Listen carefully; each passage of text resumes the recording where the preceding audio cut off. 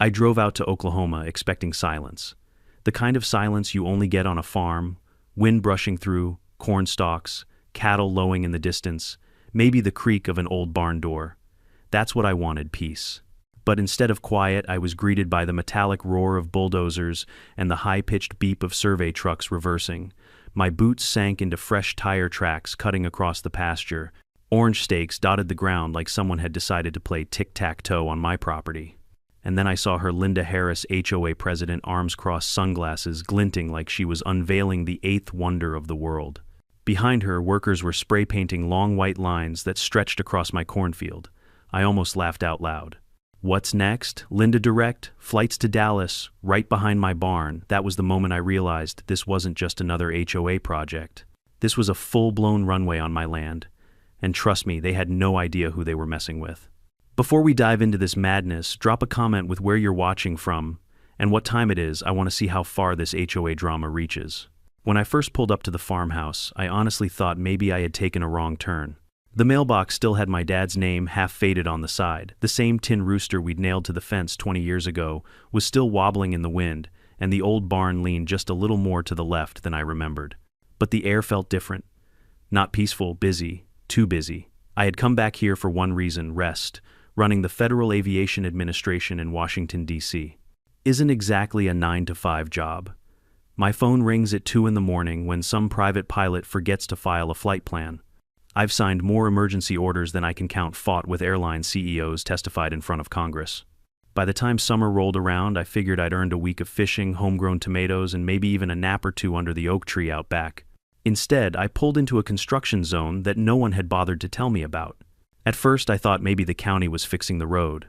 Oklahoma soil has a way of cracking asphalt wide open like a broken eggshell. But when I saw orange cones inside my pasture right next to the cattle pen, my gut told me this wasn't county business. This was HOA business. And that's the worst kind of business there. Island. I parked my truck, got out, and leaned against the hood, just taking it all in. A couple of guys in neon vests were pounding stakes into the ground. Another one held a clipboard, nodding like he was the architect of the next Pentagon. They barely glanced at me, as if I was just another piece of furniture in their grand design. That's when I heard the voice I'd been dreading, Linda Harris. If arrogance had a ringtone, it would be Linda's voice. Well, look who finally decided to visit his little farm, she called out, strutting toward me like she owned the place. We've been making improvements while you were away. Improvements, I echoed. Funny because I don't remember asking for them. She smirked, pulling her sunglasses down just enough to look me dead in the eye. John, progress doesn't wait for anyone. This community is moving forward, and if you want to be stuck in the past, that's your choice. But don't get in our way.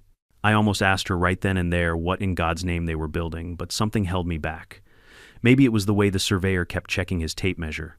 Maybe it was the fact that the stakes were spaced exactly like a runway. Straight, even aligned with the prevailing wind. My professional instincts screamed louder than her smug little speech. But I didn't let her see it. Instead, I played dumb. Progress, huh? What are we talking? A new playground, maybe a bigger pool. Linda laughed like I'd just told the world's funniest joke. You'll see soon enough. Let's just say this neighborhood is about to become a very exclusive community. She walked away before I could press her further barking orders at the workers, waving her manicured hands like she was directing an orchestra. I stood there for a while, trying to convince myself I was wrong. Maybe it was just a road. Maybe they were putting in some kind of walking trail, a bike path for the kids. But deep down, I knew better.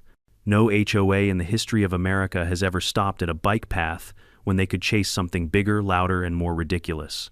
Later that afternoon, I wandered down to the general store in town, the kind of place where gossip travels faster than a tornado. Old man Jenkins was behind the counter, chewing his toothpick, watching me over the top of his newspaper. "Back in town, huh?" he said. "Yeah. Thought I'd get some peace and quiet." He chuckled. "Not with Linda around." That's when I knew. If Jenkins was laughing, it meant the whole town already knew something I didn't. I asked him straight, "What's she building out there?" He leaned back, crossed his arms, and shook his head. "Rumor is she's been talking about making this neighborhood fly-in ready. You know, like those fancy communities down in Florida where rich folks land their private planes right next to their houses." I blinked. "You're telling me she's building an airstrip?" "I'm telling you," he said slowly, "that if you want peace and quiet, you picked the wrong farm to come home to." I drove back to the property in silence, his words ringing in my ears. Fly-in community, private planes, runway. It all made a twisted kind of sense now. Linda wasn't just flexing her HOA muscles, she was trying to turn my father's land into her personal airport. When I got back, I walked the property myself. The survey lines cut straight through the pasture, past the pond ending right near the tree line. Perfect length for small aircraft. Perfect orientation for the wind. Perfectly illegal. I stood there at dusk, listening to the crickets chirp and the bulldozers growl, and I knew two things for certain. One, my vacation was officially ruined. Two, Linda Harris had just declared war on the wrong man. Because I wasn't just John Miller, farmer. I was John Miller, director of the FAA. And if she thought she could sneak a runway past me, she was about to learn the hardest lesson of her life. The next morning, I woke up earlier than I planned. Not because I wanted to, but because the sound of engines shattered the dawn before the rooster even thought about crowing. At first, I thought maybe a crop duster had gotten lost and was circling low. It wouldn't be the first time some rookie pilot forgot his bearings over Oklahoma farmland. But when I stepped onto the porch, coffee mug in hand, I froze. They weren't just surveying anymore. They were building. A long strip of my cornfield was already stripped bare. Asphalt trucks lined up like they were pouring the foundation for a Walmart parking lot. Workers in neon vests rolled giant machines back and forth, pressing the earth flat. Spray-painted lines cut across my land, bold and white, stretching from one tree line to the other. And then I saw her, Linda Harris. She was standing dead center, wearing a hard hat. She definitely didn't need barking orders like a general in a war movie. Her sunglasses glinted in the sunrise, and she had that smile, smug, satisfied, the kind of smile only HOA presidents and cartoon villains know how to pull off. I walked across the pasture toward her, boots crunching in the gravel they had already laid down. "Morning, Linda. You building me a new driveway?" She didn't even look surprised to see me. "John, you should be thanking us. This is going to bring so much value to your property. Imagine the prestige neighbors landing their planes right across the street." "Planes?" I asked, raising an eyebrow. "You mean to tell me you're building a runway?" "Not just a runway," she corrected, lips curling into that practiced politician's smile. "An airstrip. A private airstrip for our community. This is the future.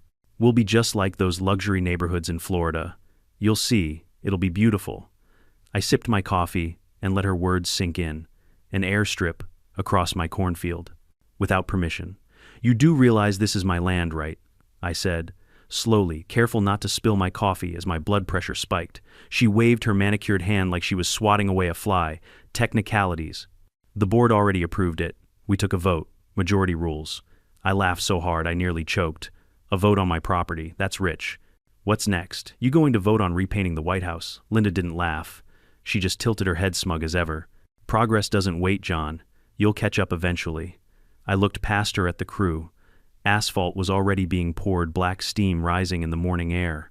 The smell of tar mixed with the sweet scent of cut corn, and I couldn't help but think how absurd it was. My father had spent 40 years raising crops here, and now Linda was trying to raise aircraft. I turned back to her. "Linda, let me spell it out for you. You can't just build a runway wherever you feel like it. There are rules, regulations, federal law." Her smile widened. "Then sue us. By the time anything goes through court, this airstrip will be finished, operational, and celebrated by the whole community. People will love it. And if you don't, well, maybe it's time you consider selling." There it was. The threat. Sell or be steamrolled. Classic HOA. I wanted to blow up right there, but I didn't. Because for all her arrogance, Linda didn't know one very important fact. She was talking to the one man in the United States who had the authority to shut her little dream down permanently. But revealing that card too soon would spoil the fun. So I smiled. "You know, Linda, I think you're right. Maybe this will be interesting." I turned on my heel and walked back to the house, leaving her blinking, maybe even a little suspicious of how calm I was. That afternoon, I walked the length of the construction zone myself. The strip was at least 3,000 feet long, already more than enough for small planes. They had leveled the ground, perfectly aligned it with the wind, like a pilot had designed it. I crouched down, touched the fresh asphalt, and shook my head. They weren't guessing. They knew what they were doing, which meant Linda had help. Someone with aviation knowledge. Someone either really stupid or really desperate. By evening, the noise hadn't stopped.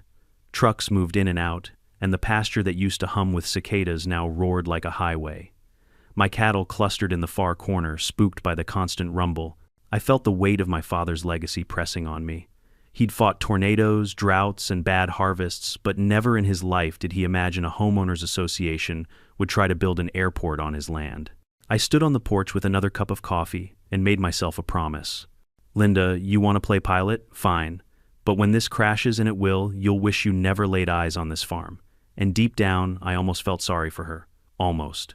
Because what she didn't know, what none of them knew, was that every inch of this runway was already mine to destroy.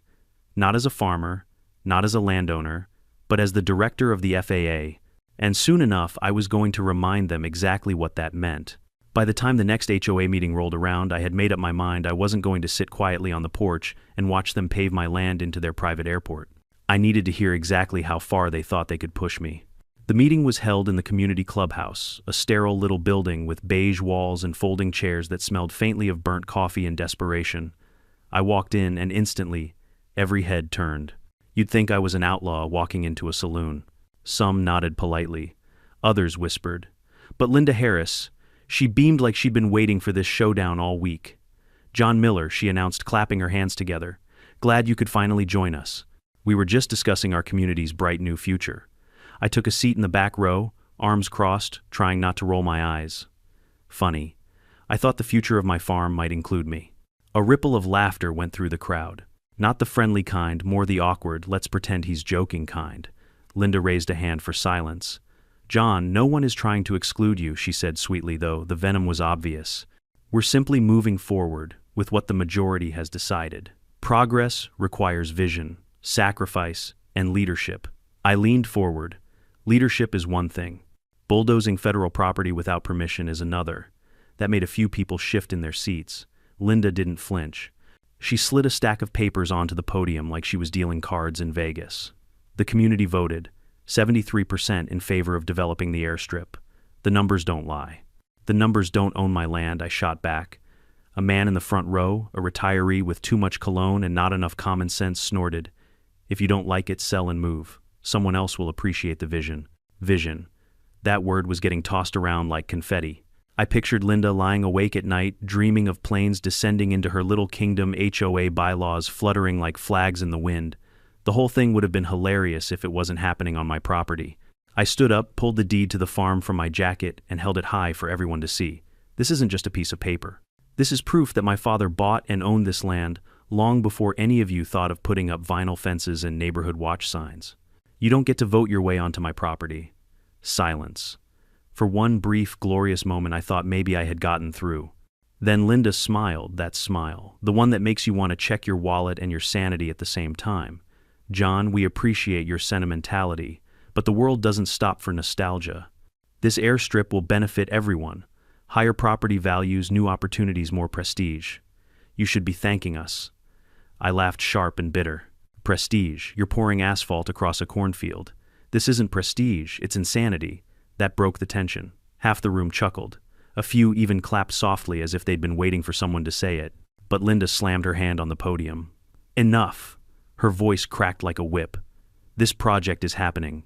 And if you don't cooperate, we will fine you for every obstruction, every delay, every so-called violation you cause. The HOA has authority, Mr. Miller, and you will respect it. I stepped closer to the podium, lowering my voice, but making sure everyone could hear. Linda, let me explain something. You might be able to bully neighbors into repainting mailboxes or cutting their grass a half-inch shorter, but when it comes to airspace and runways, you're not in charge. Not even close. Her eyes narrowed.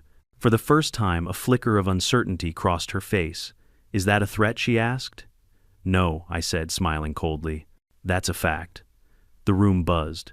People leaned toward each other, whispering. Linda banged her gavel on the table like she was presiding over a courtroom. Meeting adjourned, everyone out. Chairs scraped against the floor as people shuffled out, whispering louder now.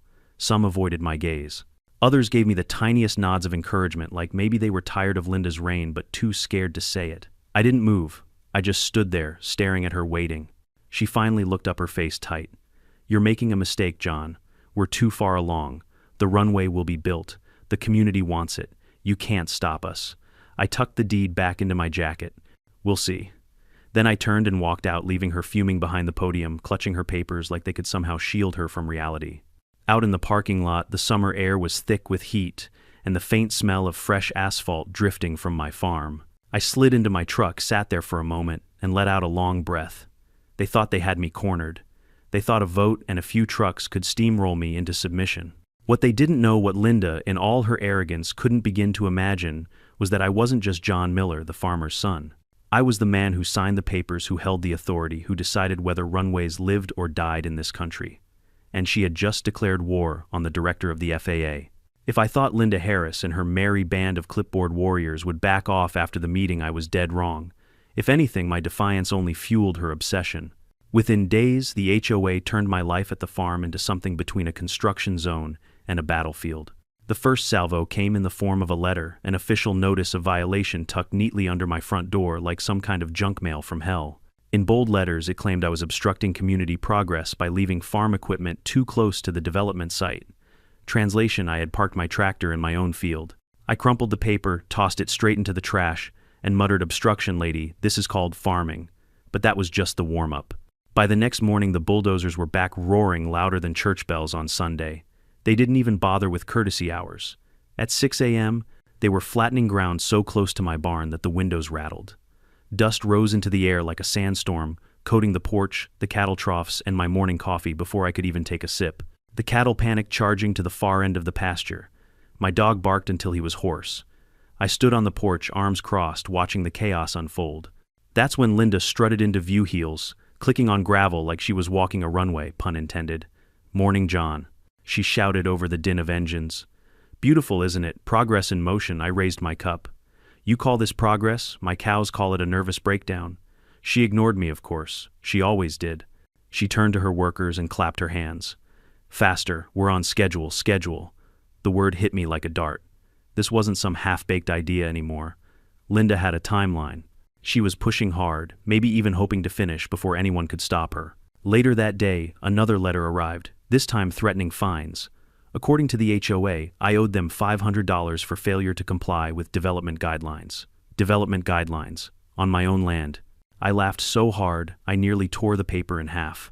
But the harassment didn't stop with letters. No, Linda turned it into theater. Every afternoon, she drove past in her shiny black SUV, slowing down just enough to roll her window down and smirk. Still resisting John, she'd call out like it was a game show. One evening, I found a brand new sign hammered into the edge of my property: Future HOA Runway. Private use. The letters gleamed in bright blue paint as if mocking me. Beneath it, smaller text read, "Opening soon. Exclusive access." I ripped the sign out of the ground and tossed it into the back of my truck. But the image burned in my mind. Linda wasn't bluffing anymore. She was advertising. That night, I sat at my father's old kitchen table, papers spread out before me. Deeds, photographs, videos of the construction, copies of the letters. The farmhouse smelled faintly of coffee and frustration. I could almost hear my father's voice saying, "Don't let them push you, son. Miller land is Miller land." But I wasn't just a Miller. I was also director of the FAA. And Linda was practically writing me a handbook on how to bury her project. Still, I didn't reveal my secret. Not yet. Because there's something deeply satisfying about letting an enemy dig their own grave while they laugh at you. Days blurred into a routine of harassment. More letters, more noise. One morning I woke to find bright orange cones lined up across my driveway, blocking me from leaving. HOA safety measures, according to another notice. I moved them aside with my truck bumper one by one, leaving a trail of crushed plastic behind me. The looks on the workers' faces as I drove past worth it. Neighbors started whispering too. Some were furious. Dust was coating their cars. The noise shook their windows. Others were enchanted by Linda's dream, fantasizing about sipping cocktails while private jets landed across the pasture. But one thing was clear: I was now the villain in Linda's fairy tale. She even said it to my face one afternoon. "You're standing in the way of history, John," she snapped, blocking my path with her clipboard like it was a sword. "People will remember you as the stubborn old man who tried to kill progress." I leaned in, smiling, just enough to make her uneasy. "Or maybe they'll remember you as the woman who tried to build a runway on the wrong man's land." She flinched just for a second, then recovered. "You'll regret this." I let out a chuckle. "Linda, you have no idea how much fun I'm having already." That night, as the bulldozers roared and the dust rolled in through my windows, I stood outside staring at the half-built strip of asphalt cutting across my pasture. To anyone else, it looked like progress. To me, it looked like a trap, and Linda Harris was sprinting straight into it. I whispered into the hot Oklahoma night, "Keep digging, Linda. You're almost there." Because soon the real storm was coming, and it wouldn't be dust and noise. It would be the full weight of federal law crashing down on her little empire. By the end of that week, I was running on black coffee and pure spite. Sleep had become a luxury. Between the bulldozers rattling the windows, the letters piling up under my door, and Linda's smug face popping up like a bad advertisement every morning, I was one step away from snapping. And yet, I didn't snap. Because I had something Linda didn't, the ace in the deck. See, most people in this neighborhood thought I was just some middle-aged guy with dirt under his nails and an old truck in the driveway. The farmer's son who came back to play cowboy whenever Washington got too stressful. And honestly, I liked it that way. Being underestimated is a gift. But the truth was, every time Linda wagged her finger in my face, every time she handed me another bogus fine, every time she bragged about her airstrip, I had to bite my tongue to keep from laughing. Because I wasn't just John Miller, farmer. I was John Miller, director of the Federal Aviation Administration. That's right, the guy who signs off on every single runway in this country. From the busiest international airports to the tiniest rural landing strips, nothing takes off without my say-so. And Linda was out here pouring asphalt like she was building a backyard patio. I remember the moment I finally let myself think it out loud. I was sitting on the porch with my dog curled at my feet, the sun setting in streaks of orange over the pasture. The half-built strip of asphalt cut across the field like a scar, ugly and black against the golden corn. I sipped my coffee and muttered, "You picked the wrong farm, Linda. You didn't just trespass on my land, you trespassed into my jurisdiction." The dog tilted his head like he understood. Maybe he did. That night, I pulled out my laptop and logged into my FAA account. My inbox was full of the usual chaos, delays, permit requests, noise, complaints, but one email stood out, a formal inquiry from some unknown developer requesting expedited approval for a private runway project in Oklahoma. I laughed so hard I nearly spilled coffee on the keyboard. Linda had actually tried to go through official channels, except she didn't know the approval request landed right on my desk. Her application was a mess. No environmental study, no safety assessment, no community consultation, nothing. Just a half-baked proposal and some typed-out nonsense about increasing neighborhood prestige. I clicked the big red button marked Denied with more satisfaction than I'd felt in years. Still, I didn't tell anyone. Not yet. Because watching Linda swagger around with her little clipboard army while I held her fate in my hands, that was better than sleep. The next day, she cornered me again near the barn. "You're making this harder than it needs to be," she said, lips pursed tight. "If you cooperate, I might even name a hangar after you." "Imagine it, the John Miller Terminal," I grinned. "Sounds like a place where dreams go to die." She frowned. "Mark my words, John, this runway is happening." I leaned close enough for her to smell the coffee on my breath. "Mark mine, Linda. Nothing takes off in this country without me knowing about it." She blinked, confused, then forced a laugh. "You think you can stop progress with paperwork?" "No," I said. "I can stop it with the law." Her smile faltered just for a second, a tiny crack in the armor. I walked away before she could recover. That evening, I started building my case. Photos of the construction, videos of the dust storms, signed statements from neighbors whose windows were rattling night and day. Every piece of evidence stacked neatly in a folder marked HOA Runway, Illegal Development. And then I called a friend in Washington, a man who owed me a favor. "Listen, I said I've got a rogue HOA trying to build an unapproved airstrip on private land. They're about a week from pouring the full surface. I need a cease and desist ready to go." He chuckled on the other end. "You're kidding, I wish I was." "All right, I'll draft it. Just give the word when you want it delivered." I closed the laptop, leaned back, and exhaled. For the first time since I'd arrived, I felt calm. Because now it wasn't just me versus Linda. It was Linda versus the entire federal government, and spoiler alert, the government wins that fight every single time. The next morning, I walked the edge of the construction site, camera in hand. Workers eyed me nervously, whispering behind their hard hats. Word had spread that I wasn't just some farmer. Rumors fly fast in small towns, and the whispers were getting louder. "Isn't he FAA? Doesn't he work for the government?" Linda tried to drown it out with bravado. She showed up in her SUV window down, sunglasses on. "Hope you're enjoying the show," she called. I smiled, snapping another photo. "Oh, I am. Front row seat." Inside, I was grinning ear to ear. Because little did she know the curtain was about to drop on her entire production. I looked out at the half-built strip of asphalt, the machines rumbling, the workers sweating in the Oklahoma sun, and I whispered to myself, they think they're building a runway. But really, they're building a case file. And soon that case file was going to land on Linda's desk like a bomb. By this point, the game had shifted. Linda Harris still thought she was running the show, parading her workers around like she was building the next Dallas-Fort Worth, but I knew better. She wasn't building a runway, she was building her own downfall.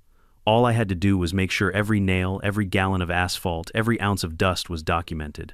So, I became a man with 2 jobs, farmer by day, investigator by night. The first step was cameras. I drove into town, bought half a dozen motion-activated trail cams from the sporting goods store, and planted them around the farm like Easter eggs. One by the cattle gate, another by the pond, a third tucked into the oak tree overlooking the half-built strip. By the end of the week, I had hours of footage: bulldozers tearing up my pasture trucks, hauling in gravel workers, hammering signs into the ground that screamed private airstrip. It was more incriminating than any confession Linda could ever give. But video wasn't enough. The FAA doesn't just deal in pictures, we deal in paperwork. So I started collecting witness statements. My neighbor, old Mrs. Thompson, was the first to sign. Her house sat less than half a mile from the strip, and she hadn't had a quiet night's sleep in weeks. My windows rattle so bad I thought a tornado was coming, she grumbled, signing her name with a shaky hand. Then there was Mark, a young father down the road. He complained about his kids waking up at 2 in the morning from the noise. I didn't move to the country to raise my kids next to an airport, he said, slapping his signature on the form like he was slapping Linda herself. By the time I was done, I had a stack of testimonies thick enough to make any lawyer smile. Meanwhile, Linda was busy rehearsing her victory lap. She held meetings on the construction site, clipboards in hand, waving her arms like she was conducting an orchestra. I overheard her one afternoon bragging to a group of investors she'd suckered into funding her dream. In 2 weeks, she declared, this will be the premier fly-in community in Oklahoma. People will be begging to buy lots. I nearly spit out my coffee. Lots. She was already trying to sell real estate based on a runway she didn't even legally own.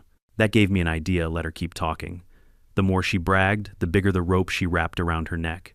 I showed up at the next community gathering with my phone recording in my shirt pocket. Sure enough, Linda didn't disappoint. She strutted onto the makeshift stage, microphone squealing, and announced, our HOA airstrip will be operational by the end of this month. Membership fees will cover maintenance, and our exclusive landing rights will make this neighborhood the envy of the state. The crowd clapped. I smiled. Every word was now evidence. But the pièce de résistance came one evening when I followed the convoy of trucks back to their staging area.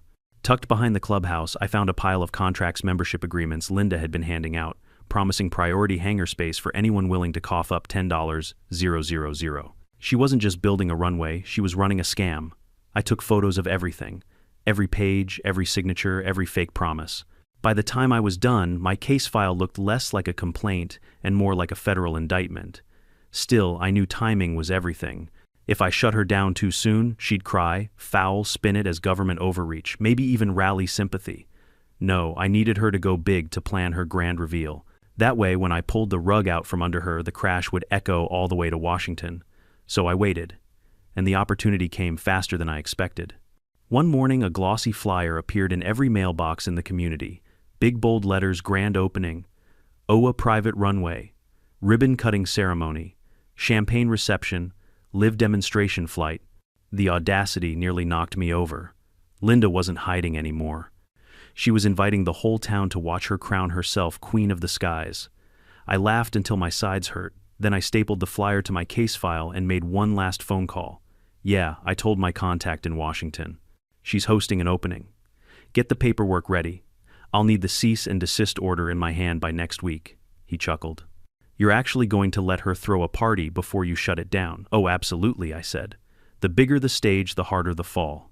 That week I doubled down on preparations. Cameras checked. Witness statements organized. Photos labeled. Even the cattle seemed to sense something was coming. They clustered near the fence, watching the half-built runway like it was some alien invasion. At night I sat on the porch, the Oklahoma heat still clinging to the air, and thought about my father. He used to tell me, son, when someone's digging themselves a hole, don't take away the shovel. Linda wasn't just digging a hole, she was paving it, painting lines on it, and selling tickets to watch it happen. And soon the whole town was going to see what happens when arrogance tries to take flight without clearance. The morning of the grand opening dawned hot and sticky, the kind of Oklahoma heat that melts asphalt and tempers alike. I stood on the porch with my coffee, watching a parade of SUVs snake their way toward the half-finished airstrip. Banners fluttered in the wind, strung between hastily erected poles. Welcome to the future. The irony wasn't lost on me. They were celebrating a future that was about to be canceled before it even took off. I dressed plain jeans, boots, a faded ball cap. I wanted to look like what Linda thought I was, just another cranky farmer. I tucked my FAA badge into my jacket pocket, feeling its weight like a secret weapon. By the time I reached the site, it looked less like a construction zone and more like a county fair. Folding chairs lined up in neat rows. A red ribbon stretched across the blackened strip of asphalt. There was even a table of champagne flutes sweating in the heat, as if bubbles could distract from the stench of tar. Neighbors milled around, some genuinely excited, others whispering behind their hands. Investors in suits fanned themselves with the glossy brochures. Linda had printed brochures that promised exclusive air access, premium hangar space, and sky-high property values. And then there was Linda. She strutted across the stage in a crisp white blazer, microphone in hand, her sunglasses reflecting the crowd like a pair of mirrored shields. Behind her, a banner read HOA Private Runway, Opening Day. She tapped the mic, cleared her throat, and let that voice of hers, half charm, half command, spill out across the pasture. Ladies and gentlemen, today marks a new chapter in our community's history. No longer are we just another neighborhood in Oklahoma. No, we are pioneers, visionaries, leaders in progress. The crowd applauded, some half-hearted, some a little too enthusiastic. Linda continued, her voice swelling with each phrase. This runway will put us on the map. Imagine the convenience, our friends, our families, our business partners flying in, directly bypassing crowded airports. Imagine the prestige of living in a fly-in community. Today we join the ranks of the elite. I almost choked on my laughter. Elite.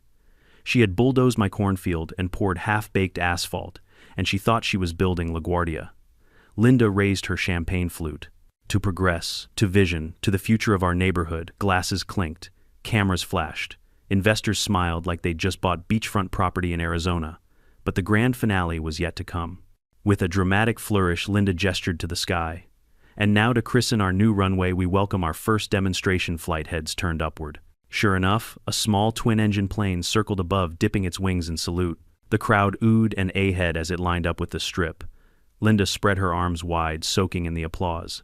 History is landing here today. That was my cue. I stepped forward from the crowd, the hot sun beating down on the brim of my cap. My boots crunched on the gravel as I made my way toward the stage. At first no one noticed. Then whispers spread, neighbors nudging each other, investors frowning. By the time I reached the ribbon, all eyes were on me. Linda, I called out, my voice steady. You might want to hold off on the champagne. She blinked, thrown off for the first time all day. John, this isn't the time. Actually, I interrupted, pulling the badge from my pocket, holding it high for everyone to see. This is the perfect time.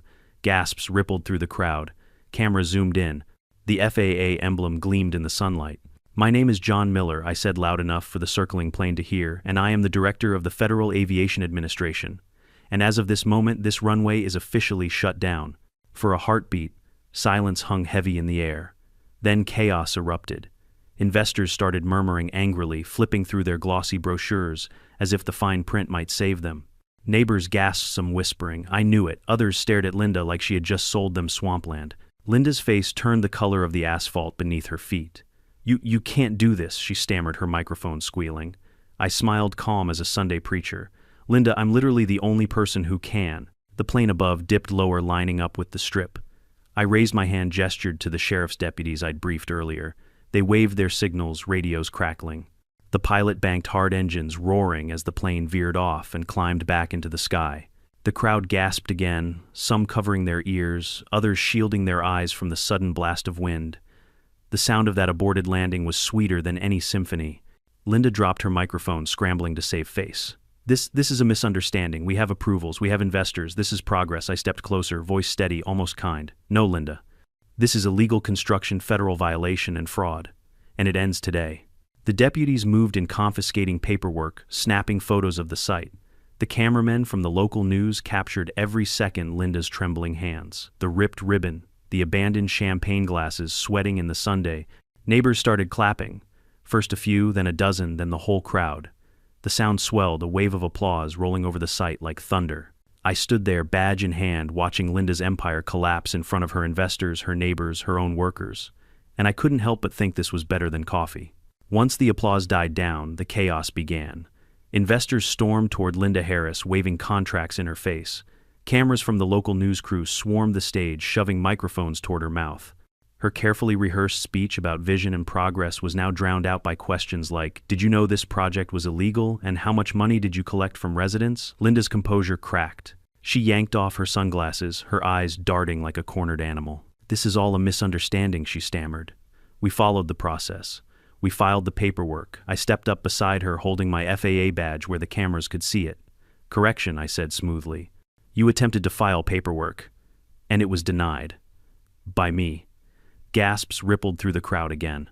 Neighbors who had been skeptical now looked at me with wide eyes, whispers hissing like static. "He's FAA director. Wait, he's the guy in charge." Linda froze, the color draining from her face.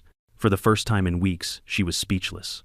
"Ladies and gentlemen," I continued, turning to address the crowd, "this so-called runway violates federal aviation regulations, environmental standards, and basic property rights. It is unsafe, unauthorized, and absolutely illegal. And as of today, it is officially shut down." The deputies I'd called in earlier stepped forward, handing me the cease and desist order stamped with the FAA seal. I unfolded it slowly, deliberately letting the cameras capture every word. Then I handed a copy to Linda. She snatched it with trembling hands, scanning the first line. Her lips moved silently as she read, "Effective immediately. All construction and operation of unauthorized runway activities are prohibited. Violations will result in fines, demolition orders, and potential criminal charges." The paper slipped from her fingers, fluttering to the ground like a white flag. The crowd erupted again. Some cheered, some booed.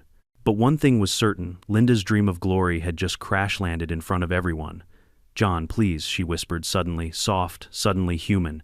"We can work something out. We can negotiate. This community needs this project." I cut her off with a smirk. "Linda, the only thing this community needs is peace and quiet. And maybe a good night's sleep without bulldozers rattling their windows." Laughter rippled through the crowd. Even the deputies cracked smiles. But I wasn't finished. Oh no, this was the part where the hammer truly fell. I turned back to the investors. "For those of you who were misled, the FAA will be opening a formal investigation into fraudulent claims made by the HOA board. Any contracts you signed promising hangar space or runway access are null and void. You may wish to consult your attorneys."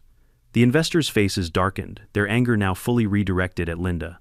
One man in a suit jabbed a finger at her chest. "You told us this was approved." Linda backed away, hands up. I thought it was. He's exaggerating. I raised an eyebrow. "Linda, you've been selling memberships for a runway that doesn't legally exist. That's not exaggeration. That's fraud." The sheriff cleared his throat, stepping forward. "Ma'am, we'll need you to come down to the station for questioning." The gasp that went through the crowd this time wasn't shock, it was satisfaction. Years of pent-up resentment toward Linda Harris were now bubbling to the surface. One woman shouted, "About time." Another man called out, "Check her books. She's been pocketing our HOA fees for years." Linda spun desperate. "No, you don't understand. This was for all of us." For progress, I shook my head. "No, Linda. This was for you, your ego, your pride. And now it's over." The deputies escorted her toward the SUV she'd driven in. She resisted, sputtering excuses, but the cameras caught every second. By tomorrow morning, her face would be plastered across every local news channel, maybe even national headlines. As the dust settled, I addressed the crowd one last time. "Neighbors, I know the past few weeks have been loud, frustrating, even frightening. But I promise you this, the runway is finished, not in the way Linda dreamed, but in the way the law demands. The FAA exists to keep our skies safe. And that includes stopping reckless projects like this before they can hurt anyone." The applause was real this time, loud, sustained. A wave of relief rolled over the crowd. People clapped me on the back, thanked me, shook my hand. Even the kids, still covering their ears from the aborted plane flyover, smiled like they knew a villain had just been vanquished. I bent down, picked up the champagne flute Linda had abandoned on the stage, and held it high. "To peace and quiet," I said. The crowd laughed and cheered again. And for the first time since I'd returned to the farm, I felt the tension lift. The runway was dead. The scam was exposed. And Linda Harris, queen of the HOA, had just been dethroned in spectacular fashion. But deep down I knew this wasn't quite the end. There were still lawsuits to be filed, fines to be collected, and damage to repair. Still, as I walked back across the pasture, the setting sun painting the sky in gold, I allowed myself a small smile, because today justice had landed exactly where it belonged. And Linda, she had just taken the roughest landing of her life. The days following the so-called grand opening felt like a storm clearing after weeks of choking dust. For the first time in months, the air over my father's farm was quiet again. No bulldozers rattling the earth. No survey crews staking flags like they were conquering territory. Just wind through the corn cattle grazing in peace and the cicadas starting up their nightly chorus. It felt like the land was breathing again. But for Linda Harris, the storm was only just beginning. The very next morning, the local news aired footage of her meltdown on live TV. The headline was brutal: HOA president exposed in illegal runway scheme.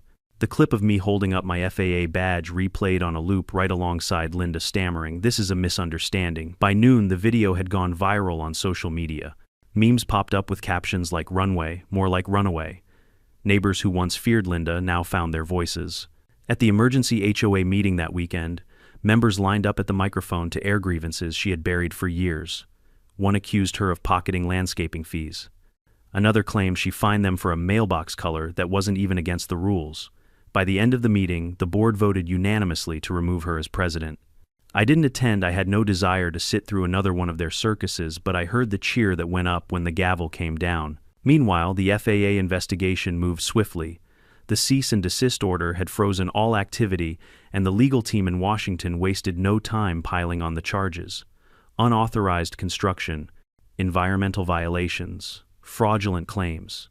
Each one came with fines that could bankrupt a small corporation, let alone a suburban HOA. Investors scrambled to salvage what they could. Some threatened lawsuits. Others simply disappeared, pretending they'd never touched Linda's pet project. But the contracts, the glossy brochures, the video of Linda bragging about exclusive air access, all of it was in my file, and all of it was now evidence.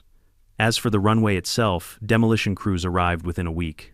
They tore up the half-laid asphalt, hauled away the debris, and filled the scar in the field with fresh soil. By the time they were done, the land looked almost normal again, except for the faint black lines still peeking through the dirt like the ghost of Linda's failed dream. I stood there one evening, hands in my pockets, watching the sunset glow over the patched earth. My father would have shaken his head, maybe laughed, maybe cursed.